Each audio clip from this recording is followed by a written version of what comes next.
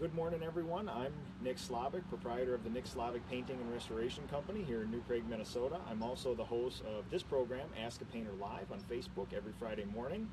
Currently, we do the program at 7 o'clock.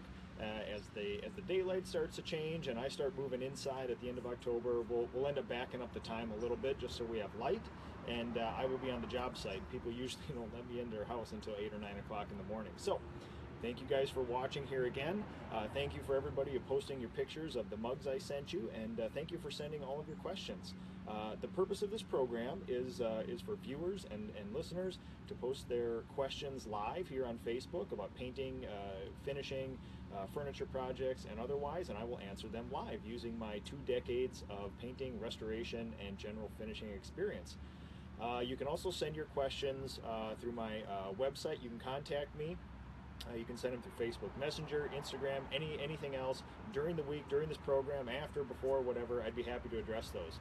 And as always, if I use your question that you send me during the week or during the live stream on here, I will send you one of my handmade mugs. It'll show up right to your door, and yeah, you can enjoy that. So today's topic is going to be wood and fiberglass entry door restoration. It's a topic that I probably get 20 calls a year for over the year, 20 calls a year where people have either a fir, an oak, sometimes a maple front door, and even fiberglass front doors that have just been beaten by the sun and rain, and they want to know what's the easiest way to fix that up. So there are 2 ways to go about this, and 2 things that I offer my people when they call. Number 1 is sort of a light restoration, where normally what you'll find on these doors is the lower 18 inches or so of the door gets beaten up because that's where the rain slaps back and that's where the sun usually hits it, and you'll see a little bit of peeling, maybe the wood is darkened a little bit.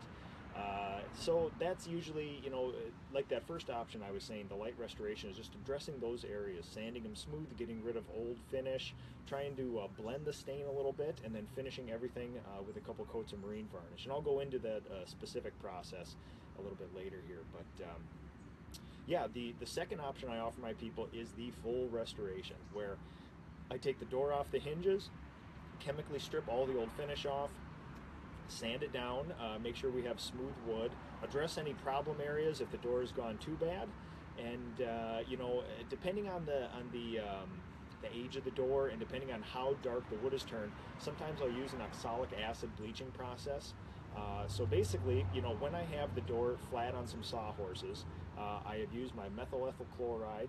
I stripped off all the finish. I'll normally let it dry for a day. I'll come back, I'll remount it to the house, put the hardware back on so that people can secure their house. The next day I'll come back, and if the door is really discolored, what I'll do is I'll mix up a wood bleaching solution. Normally it's oxalic acid crystals. I'll mix it with some water into a paste or a slurry, and I will apply it to all those areas, and normally not just the dark areas, heavily on the dark areas, but you kind of want the door to be even. So I'll apply this slurry, this paste, to the door, and what you do is you basically just let it dry. The water evaporates or soaks into the wood, the bleach does its stuff. When it's dry, it's crystals, you kind of wipe it off, and obviously with full protective gear. And then you can sand it again. And a lot of the times I can get a lot of those dark stains out, or at least remediate them a little bit.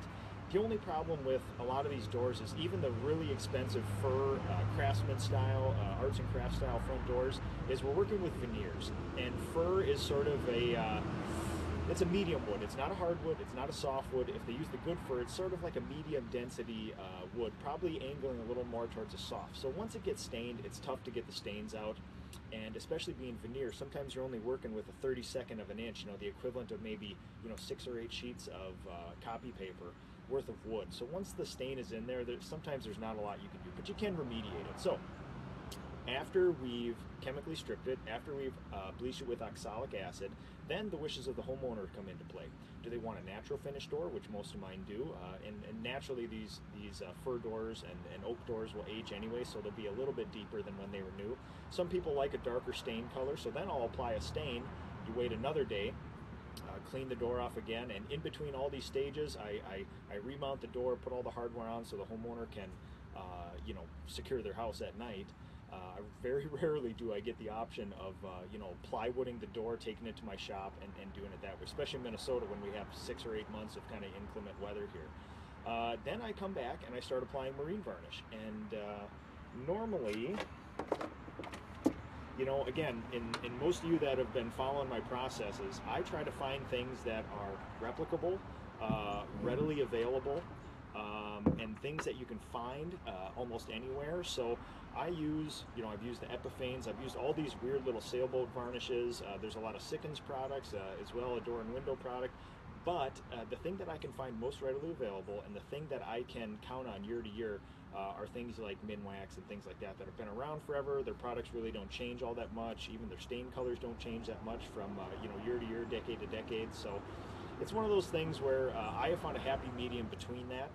There may be some better finishes. There's quite a few worse finishes, but I found a very reliable, very easy to use product in that. So simply, I just apply a couple coats of the sailboat varnish, the marine varnish. One thing to keep in mind is that you should not be using nylon bristle brushes when putting on anything oil. It doesn't absorb the oil. It spits a lot when you brush, and I'll show you an example here of. This is kind of one of my go-to, and again, readily available, very inexpensive, but super high quality brushes is the Wooster Yachtsman here. And you can see with proper care, this is all hog bristle,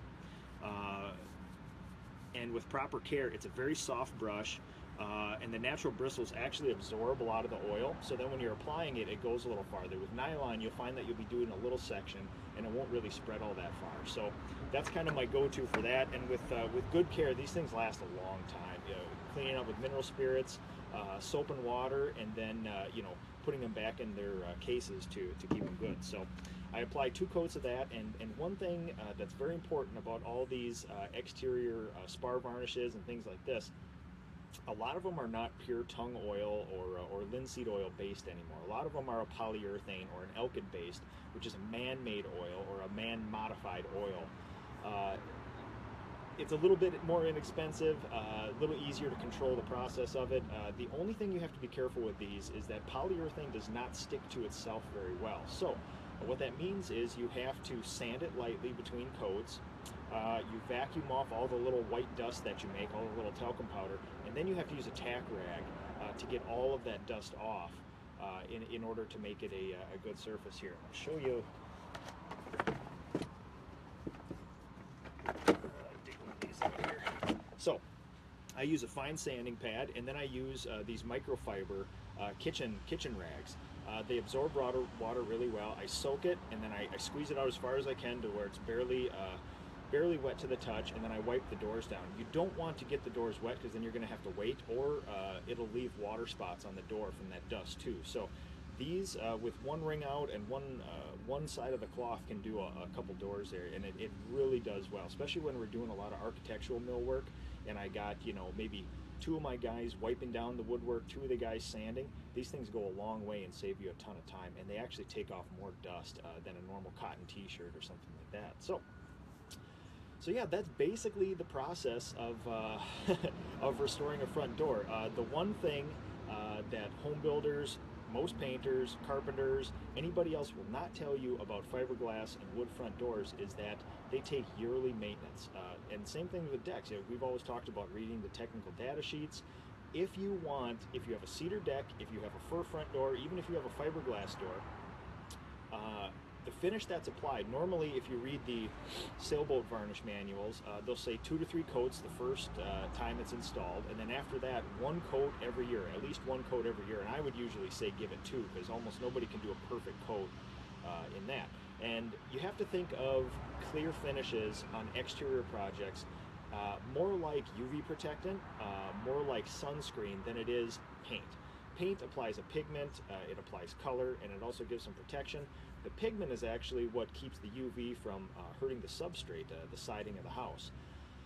With a clear finish, the pigment does not do that because there is no pigment or very little to it. So if you have a cedar deck and you want it to stay cedar the rest of its life, all the manufacturers recommend that you coat it every year, every 12 months.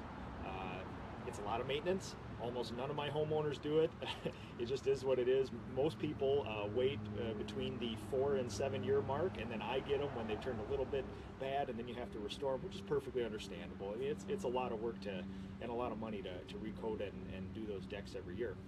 But even with fiberglass front doors, the process is exactly the same as wood doors, sadly, and most people are under the false assumption that because it's fiberglass, it's completely maintenance free. The process that they finish those doors with, the same with wood doors, is exactly the same.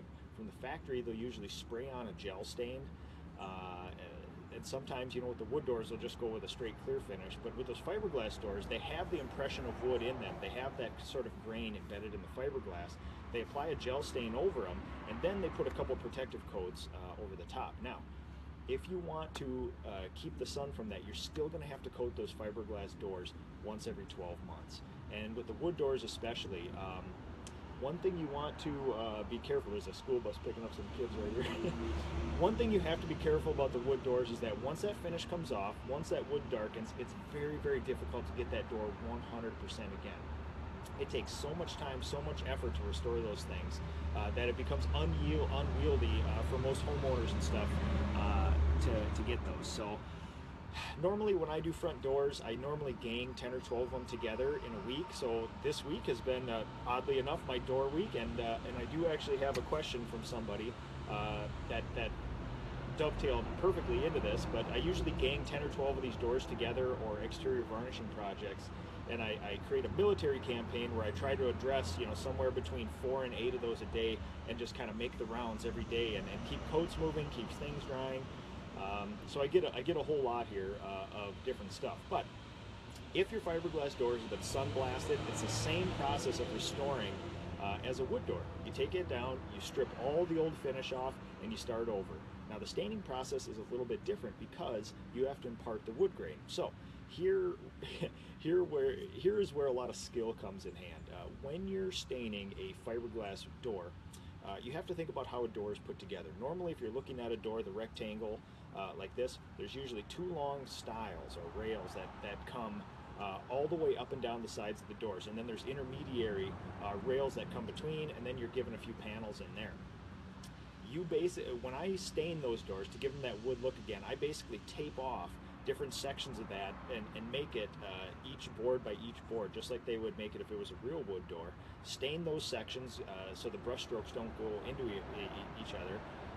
Let it dry overnight, come back, tape the other sections off, and keep moving that way. Normally in at least 2, but normally 3 sessions, you can get all those there. Now, I can, do a whole door at once, but you have to be very careful to where, like, one of the long rails meets one of the short stiles to not get any weird overlaps and things like that.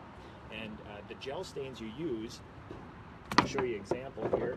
I keep a whole kit of these guys here, and again, I go for replicable stuff. I use Minwax, General Finishes. There's a couple Rockler and Woodcraft stores near me, so I can readily find those things. But I keep a whole kit here. Show you what I got. I keep this whole thing that I take with me during my wood door restoration week, and it's got just about every stain, every color you could possibly hope for, and they're very difficult to work with. A lot of times I use them for blending, but when you're doing the fiberglass doors, every time you brush over it again, you're either adding or taking to it, so it'll affect the color and the depth. So very difficult process. The good thing is you can experiment with it and keep some mineral spirits and a rag handy, and within about 10 or 20 seconds, if you don't like the look, just wipe it off and start over again. It will impart 1% of stain into the fiberglass, but you're not going to darken it to anything that you can't remediate later. So I'm going to address a few questions that you guys have sent me this past week. The first one from Ron Ramsden. He sent in a question asking, how do you refinish a door, and although it's dry to the touch, the homeowner wants to close it and needs another few hours to cure? How do you keep the door from sticking? I normally remove, there's 3 pieces of weather stripping around the door. I remove that stuff in between coats, and that allows the door to be completely shut, deadbolt, latch done, house secured, but the door doesn't touch anything. And then normally what I do is, on my last round, then I come back, replace it, and then it's perfectly dry to do that. But smell is a concern for homeowners. Security is a concern for homeowners. If they have dogs, you got to keep that fur away from it. A lot of times I'll vacuum the entryway just so that fur doesn't blow around, because there's a long open time with a lot of these marine varnishes. On a nice dry, mildly warm day, it'll dry to the touch in an hour or two, and then you can usually replace the weather stripping, I don't know, 4 to 5 hours later, which isn't too bad. If you get a very hot, very dry day, a little quicker than that, but you just got to be careful. Anytime with these marine varnishes, they're very picky. If you see a spot you missed, or if you see one of the hog bristles that stuck to the door, while it's tacky, you really shouldn't mess with it. Anytime you touch it again, the shine's going to be a little bit different. If a fingerprint touches it, or if you streak your hand to see if it's dry, it'll always leave a different shine or a mar on it. So just be careful. Whatever it is, put a coat on, address the drips, because that's a lesser of two evils, getting it while it's wet than waiting until it's dry. Get the drips, but beyond that, leave it. You can address the bristles, the other runs, the other mars in it between coats when you sand it, vacuum it, and tack rag it off. So, Ron, I hope that helps you there. If you got any other questions specifically about the doors, please let me know. Jim Callahan also asked, what's your opinion on spray polyurethane and kitchen and bath paint? Okay, I will do the kitchen and bath paint real quick here. I have been experimenting over the last year with some of those specific products for kitchens and bathrooms. I have always used basically kind of an eggshell or a low satin shine paint in my bathroom, and with no bathroom is properly vented, even with one of those high-powered new efficient fans. It doesn't have enough air moving through it, so sometimes you get this water sagging on the walls, or a lot of times it's almost like clockwork. You walk into a bathroom, and when there's the wall real close behind the vanity there, you see the mist of hairspray and almost an outline of the person sometimes. And with the eggshell or a satin paint, a lot of times you can wash that stuff off, or at least remediate it a little bit. The water sagging is a little tougher.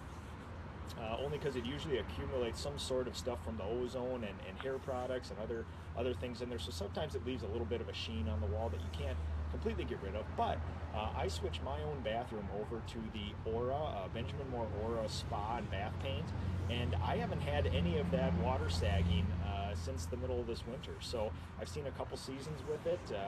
It's probably been 9 months now, and it's actually done really well. I prefer kind of a little bit of shine in paint. I don't mind it. This paint is actually a matte, so it barely has any shine. It hides a lot of the flaws in my plaster walls. My house is almost 100 years old here, but I kind of like that little bit of shine in the plaster. So it is a good product. I haven't seen any of that stuff yet. It's a little more expensive, but when you're doing a bathroom, a cheap can of paint is 20, a good can is 50. So really it only changes the cost of doing a bathroom. Using the best stuff versus the worst stuff is really 20 or 30 bucks. So it's not a big deal. So I hope that helps you there. And supposedly it's a little more washable. I have not got to the point of trying to wash it yet because I haven't had a need. So maybe it's the snake eating the tail. Maybe you don't even need to wash it based on that. But I will give you guys updates on that. Remind me this next winter too through your questions, and I will maybe show you a picture and update you on how that stuff is using. Jim also asks, what's your opinion on spray polyurethane? And Jim has been real active with doing some furniture projects and stuff. He's posted some pictures here, some really cool stuff he's turning out. He's a super handy guy. And he finished a tabletop, I believe, with some spray polyurethane. It looked a little bit uneven, something like that. My opinion of the spray polyurethane, in theory, all those rattle cans, in theory you would think, well, it's going to be a great finish. It's going to be even.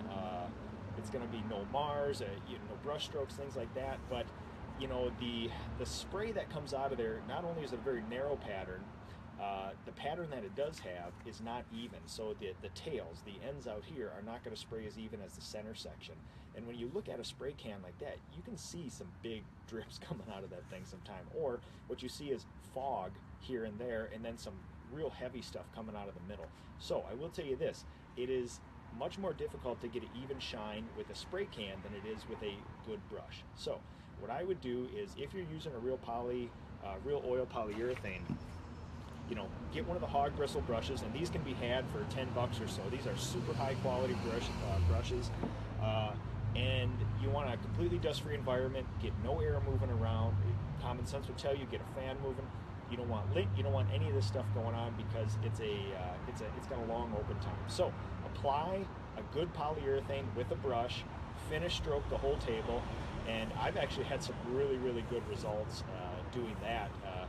When I refinish tabletops in my shop, a lot of times I'll experiment with some heavy polys and things like that, and you actually get, if you let it sit, if there is no dust, if you don't disturb it, you can actually get a really, really good finish. And one of the tricks that I use is actually adding a little bit of Penetrol to it. Now, polyurethane has a ton of open time, but you can even push that farther by adding some Penetrol to it. Penetrol is the product for oil products. This company Flood also makes Floetrol, which is for water-based products.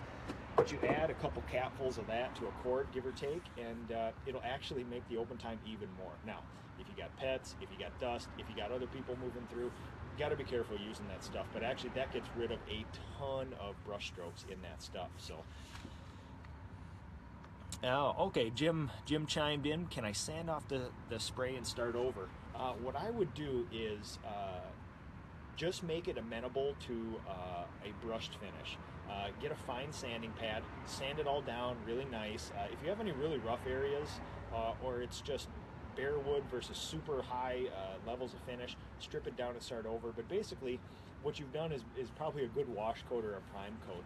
Sand that stuff down, vacuum off the dust, tack rag it off like I was saying before, and then start over with the brush. And after a coat or two of that, you'll actually even out all those shine and things like that. So thank you guys for sending in those questions. I'm going to scroll through your questions here in just a second, but Jim and Ron, I'm going to be sending you guys one of my handmade mugs. That'll show up at your door in a few days. And thank you so much for your input. Scroll through here, see if anybody else has got any more questions. Carolyn Borgen asked, I have an original door on our 1940s house and it's turning brittle. Is there any restoring it? The frame is popping out too. If there is a carpentry concern, definitely get that addressed. A lot of times, what I see in my neck of the woods is veneered oak, give or take, at about that time. So you have to be real careful. If the door is super heavy, it may be either a fiber door or a fiber core or a solid core with a veneer on top, or if you're very, very lucky, you actually have a solid oak door. I would not put my money on it. If it's solid wood, anything can be done. Any amount of restoration can be done because you have stock to work with. You can sand it all down and start over. If it's veneer and you get buckling veneer, and I'll actually show you guys an example here. This is a door that was not rated for exterior use, but was installed anyway. And you can see the veneer on this stuff is just popping right off. It's rippling, things like this. If this is the case, and you can see on the bottom here, it's pretty bad too.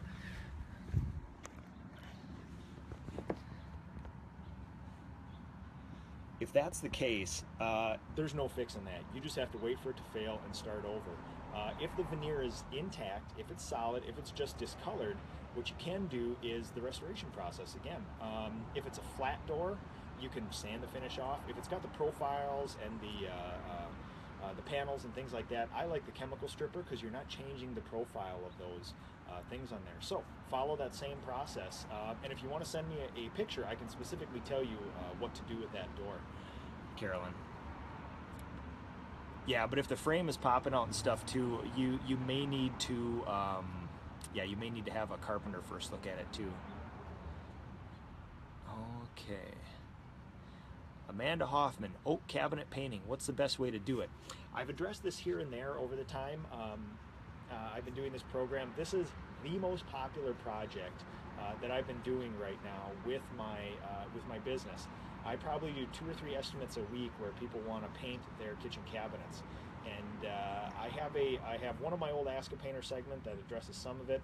What I will do is I will devote all of next week's program to enameling cabinets or painting cabinets or refinishing cabinets, things like that. So I don't think I have enough time here today. I got to keep on schedule with all my door rounds, but I will devote all next week's program to that. So if you guys have pictures of your kitchen, if you have pictures of furniture you want to enamel, if you have any sort of wood interior project, your golden oak stuff, your maples that you want to get enameled, like all the new kind of parade of homes around here, the new construction homes, I will tell you exactly how to do it, what products to do it next time. But yeah, it will take some time, and I really want to give it the time that it deserves there too. So thanks, Amanda, for sending that, and I will address that next week. Joe, Rust-Oleum Universal line of aerosols are phenomenal as they spray as if using an HVLP. Other than that, I agree on what you said for aerosols. Yeah, same thing too, and it's one of those things where I have not used every paint, I have not used every spray can, I have not used all this and that. If you have a recommendation like that, thank you for that, and I would certainly try that. I am always of the idea that, you know, if you use a super high quality product, super high quality brush in the right conditions, a lot of times you can get rid of that brush strokes almost completely, especially when you have like a tabletop and it sits flat. That's best case scenario. Doing things vertical, it's still very tough, you know, to get rid of a lot of the brush strokes, but with the right product done in the right sort of format, you know, it can certainly be done.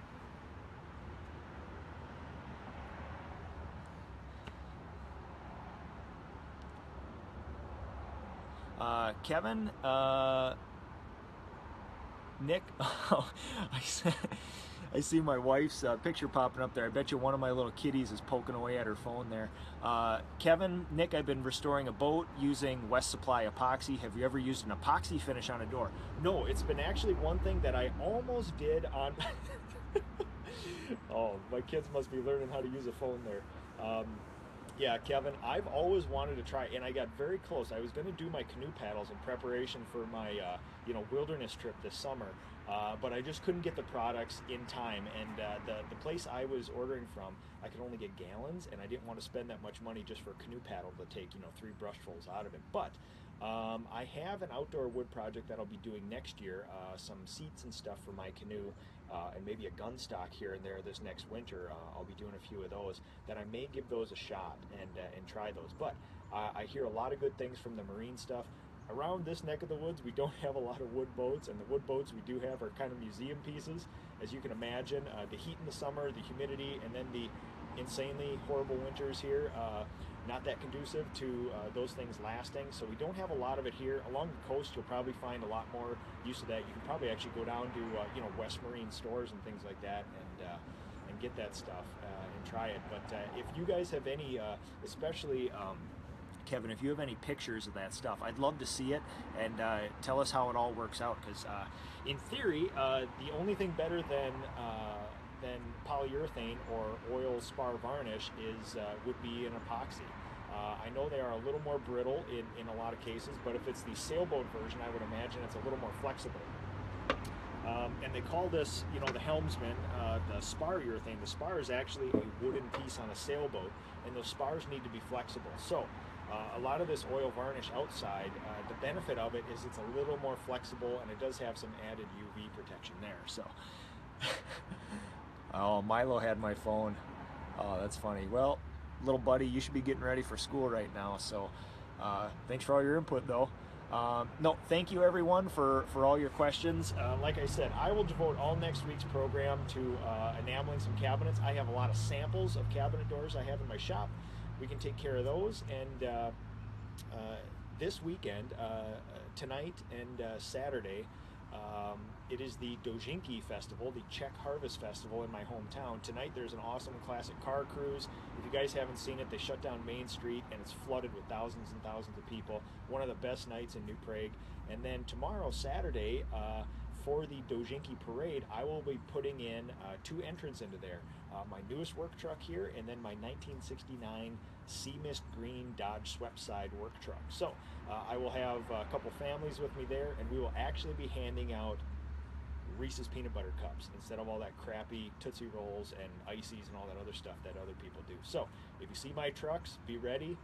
Real chocolate, good candy coming your way at the Dojinki Parade Saturday. And say hi. I'll have business cards, I'll have magnets, I'll have other stuff for you guys. So thank you again for doing this. I really appreciate everybody sending all your questions. It means the world to me that you guys are actually interested in something like this. I will be back next week, Friday, and we will devote the whole time to cabinet, woodwork, painting, enameling, whatever you like. So thanks again, guys. Send your questions anytime. And Ron and Jim, look forward to your mugs arriving on your doorstep.